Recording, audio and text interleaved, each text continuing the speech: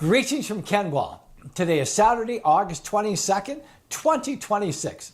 Once again, I highly encourage you to memorize Psalm 19, with this being your third verse. Psalm 19 verse 3 says, "There is no speech, nor are there words, their voice is not heard." This short verse contains a powerful message about the way God communicates with humanity. Even though creation does not speak with a human voice, it continually points people toward the greatness, wisdom, and power of God and speaks to everyone. Psalm 19 verse 1 focuses on the heavens. The heavens are telling the glory of God, and the firmament proclaims his handiwork. David looks at the sky and recognizes evidence of a creator. The sun, moon, stars, and vastness of the universe all demonstrate order and beauty. When people look at the natural world, they can see things that point beyond themselves. A sunrise, a star-filled night, a mountain range, or the complexity of life can inspire wonder and encourage people to consider the one who created them. Psalm 19 verse 3 emphasizes that this message does not depend on spoken words. Creation does not use a particular language. It does not need English, Spanish, Hebrew, French, or any other human language to communicate.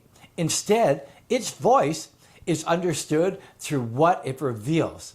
The beauty and order of creation communicates something about God's character.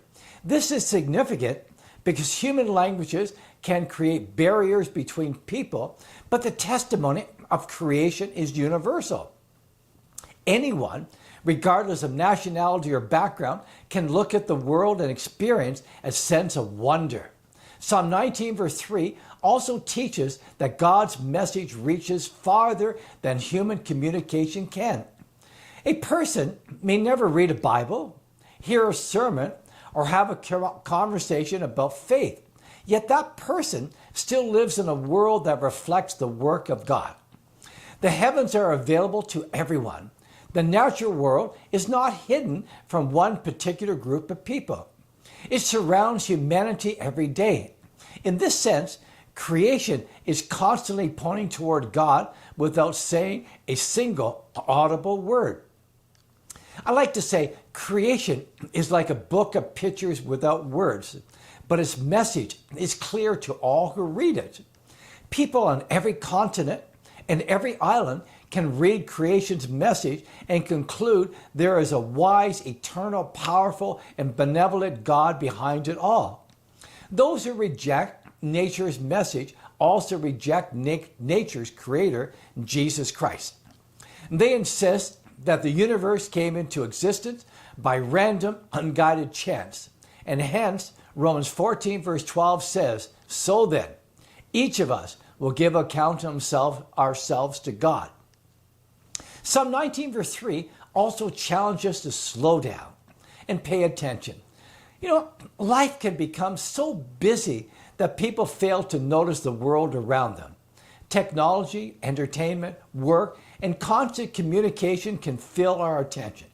Psalm 19 verse 3 encourages us to recognize that God's testimony can be found even in silence. We do not always need noise to receive a message. Sometimes looking at the heavens, listening to the sounds of nature, or observing the complexity of life can create an opportunity for reflection and worship. Ultimately, Psalm 19 verse 3 teaches that God's glory is not confined to a church, building, or a particular group of people. His creation continually points toward him. Its message crosses national, cultural, and linguistic boundaries. Although creation has no literal speech, it communicates through its beauty, order, power, and existence. Psalm 19 verse 3 reminds us to appreciate the world as God's handiwork and to recognize the many ways in which he makes his greatness known. Psalm 19 verse 3 therefore presents a simple but profound truth. God's creation has a universal testimony. It speaks without words and reaches people without language. When we take time to observe the heavens and the world around us, we are reminded that creation is more than something to admire. It can direct our attention toward its Creator, Jesus Christ Himself. May the good Lord be with you until we meet again next week.